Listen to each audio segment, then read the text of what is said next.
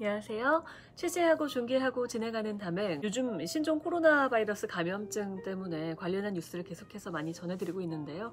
정치 부분 대담이 조금 짧아졌습니다. 짧게 또 오늘도 전해드릴게요. 일단 종로에서의 그 이른바 빅매치가 성사가 되게 됐습니다.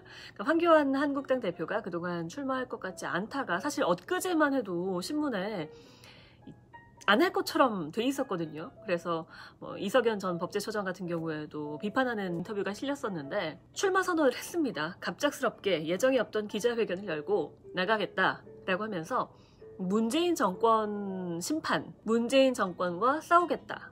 이 프레임으로 이제 밀고 나왔습니다. 그래야 짧게 총선까지가 아니라 크게 대선까지 바라볼 수 있고, 그리고 이제 보수 결집에 이게 좋다라는 의견들이 좀 있었습니다.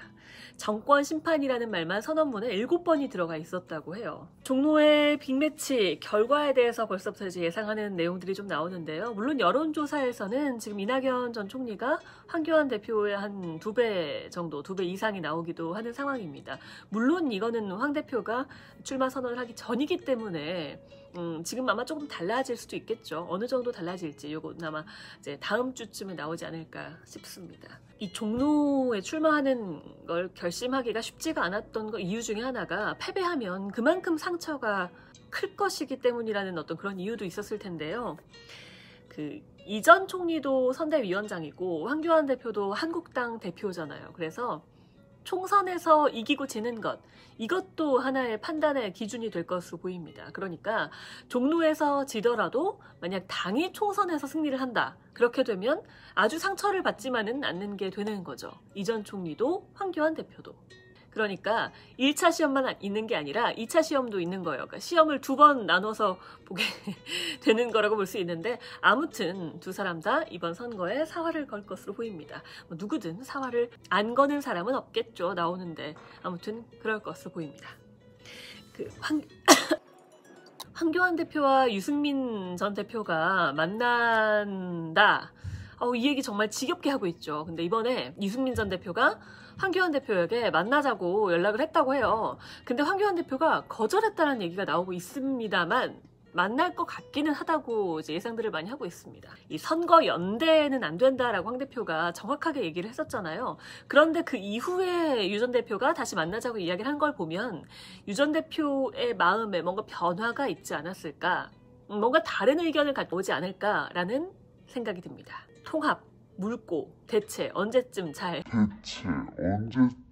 그리고 총선 말고요. 공소장 논란이 아주 한창 뜨거웠습니다. 추미애 법무부 장관이 공소장 관련해서 이제 비공개로 해야 한다라는 이야기를 했기 때문인데요. 이 시기가 청와대 울산시장 이제 선거 개입 의혹 사건 관련한 공소장이 있을 때 요걸 딱 비공개로 하자고 얘기를 해버리니까 시기상 좀 부적절했다라는 의견들이 좀 대부분인 것 같습니다. 추 장관이 갑자기 공소장을 비공개로 하자라고 하니까 오히려 이번 공소장에 더 관심이 쏠리는 분위기가 돼버렸는데요.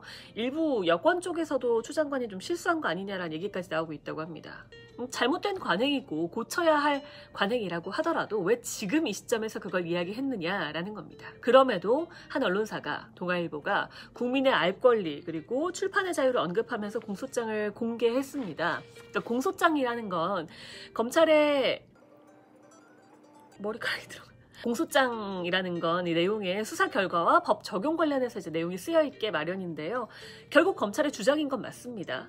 그런데 그 내용을 마치 재판의 결과처럼 판결문처럼 쓰는 것에 문제가 있다라는 의견이 있긴 합니다만, 이게 원래 공소장이라는 건 검찰의 주장이기 때문에 그건 누구나 아는 사실이죠. 그렇게 받아들이는 사람의 입장에서 어떻게 받아들이느냐, 이게 또 관건이 될 것 같습니다. 이 공소장 비공개 결정을 이야기하면서요, 추 장관이 미국을 예로 들었는데 미국에서 공소장 공개 과연 언제 하는 것인가, 이걸 두고 좀 논란이 일었습니다. 공소장 공개는 일단 결론적으로 봤을 때 필요한 부분에서는 분명히 하는 것으로 보입니다.